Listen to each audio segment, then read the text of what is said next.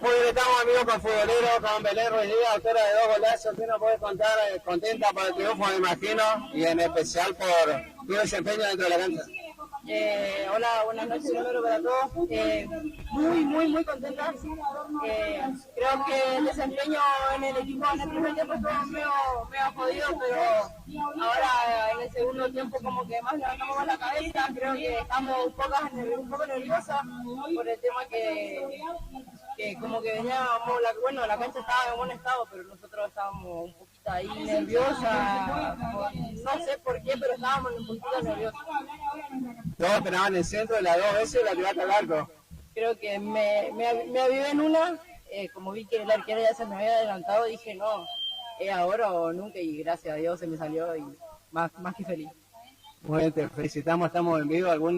¿Algún saludo para la gente, los hinchas de la franja, gente de Chaco, de todos lados nos están viendo en este momento? No, nada, un saludo para todos, gracias por el apoyo que nos dan a la franja, a nosotros acá en Misiones. Creo que el triunfo es para los hinchas que nos vinieron a alentar.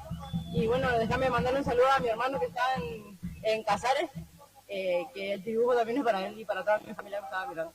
Muy bien, muchísimas gracias y felicitaciones. Muchas gracias.